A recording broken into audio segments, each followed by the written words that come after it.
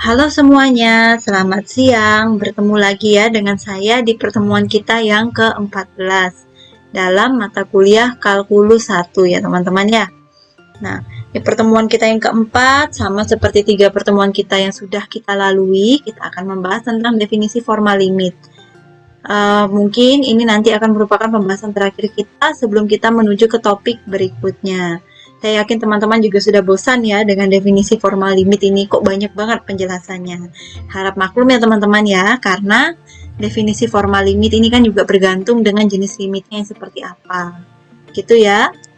Nah, saya mohon maaf jika nanti misalnya ada suara-suara yang masuk ke dalam rekaman video sehingga mungkin agak mengganggu di bagian audionya, tapi semoga suara saya bisa terdengar dengan jelas, begitu ya. Nah, kita masuk ke definisi formal limit kita yang keempat. Kalau kemarin di pertemuan yang ke-13 kita sudah membahas definisi formal 1-3, kemudian dilanjutkan dengan contoh soal ya. Nah, untuk definisi yang keempat, suatu fungsi f yang didefinisikan pada suatu interval terbuka a sampai tak hingga untuk sembarang nilai a lebih besar daripada 0, dapat kita katakan limit x mendekati tak hingga fx itu sama dengan L.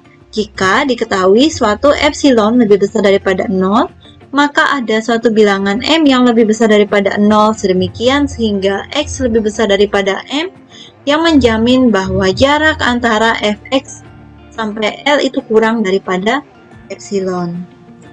Nah, selanjutnya kita lanjutkan definisi yang kelima dulu.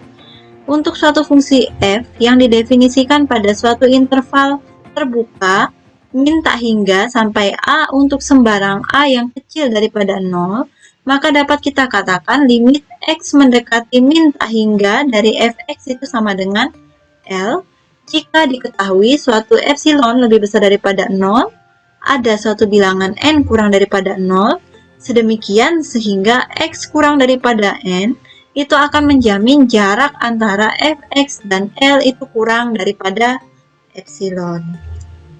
Nah, contoh kita ya di sini kita menggunakan contoh membuktikan bahwa limit x mendekati min tak hingga dari 1/x itu sama dengan 0. Jadi nanti definisi yang akan kita gunakan adalah definisi yang kelima. Nah, kita di sini diminta menunjukkan bahwa jika diberikan suatu bilangan epsilon lebih besar daripada 0, kita dapat membuat fungsi 1/x itu berada dalam rentang epsilon dari 0. Cukup dengan membuat x menjadi cukup besar dalam nilai absolutnya serta dalam nilai negatif. Jadi kita, kalau dari pernyataan tersebut, kita memerlukan nilai x di mana mutlak 1/x dan 0 mendekati 0 itu kurang daripada epsilon, atau mutlak 1/x dikurangi 0 itu kurang daripada epsilon. Secara matematis, ini dapat kita nyatakan sebagai 1/x ini kalau kita kurangkan dengan 0 kan sama dengan 1/x itu sendiri ya teman-teman. Mutlak dari 1/x itu sama dengan kurang dari epsilon. Gitu. Nah, karena x tadi kurang daripada 0, maka mutlak x ini kita bisa ambil yang negatif nilainya. Jadi kalau ada nilai mutlak, ini tergantung konteks kita bisa ambil gini ya teman-teman ya. Ada mutlak x, ini kan nilainya bisa jadi x, bisa jadi min x. Karena tadi nilai x-nya itu kurang daripada 0, kalau di definisi kita, maka kita ambil yang min x. Sehingga ketika tanda mutlaknya kita keluarkan, kita istilahnya kita hapus sementara gitu ya, kita hapus sementara, kita peroleh nanti 1/min x ini kurang daripada epsilon.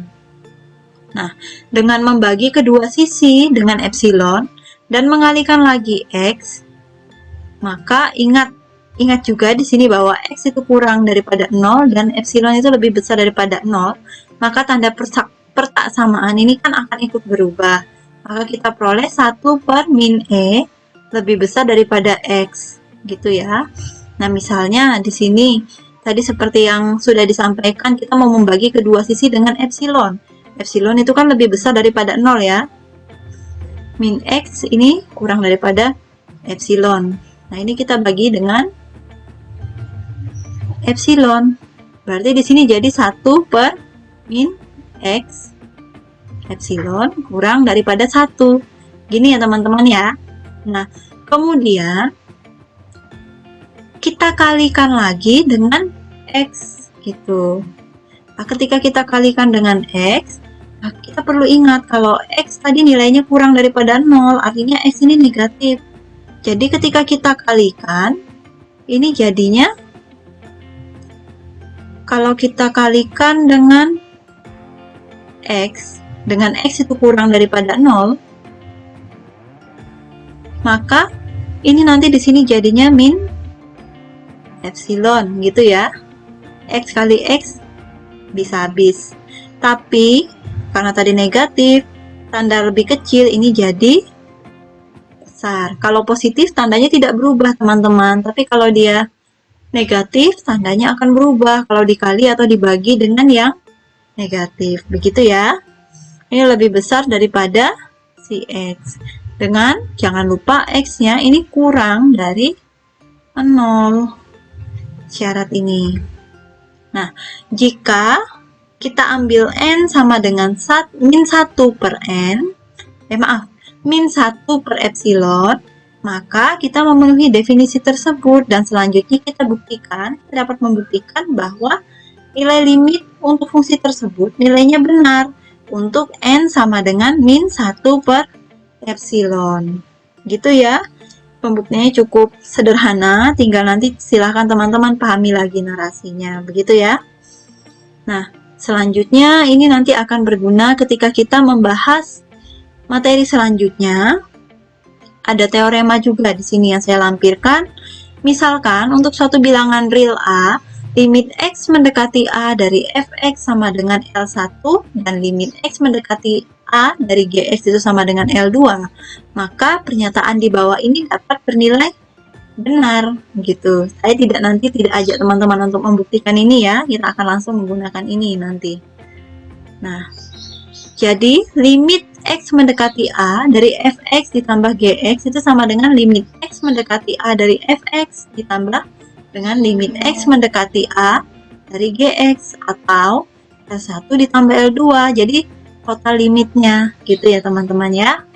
Nah, nanti ini akan kita gunakan untuk ke pembahasan berikutnya. Saya rasa ini yang bisa saya sampaikan untuk materi kita hari ini. Jadi materi hari ini tidak begitu padat, tidak begitu banyak, tapi silakan nanti teman-teman pahami maknanya seperti apa, kemudian nanti proses pembuktiannya itu seperti apa, karena ini nanti akan saya keluarkan di ujian tengah semester. Begitu ya. Terima kasih teman-teman yang sudah menyimak pembahasan ini. Semoga bisa melengkapi pemahaman kalian dan selamat belajar.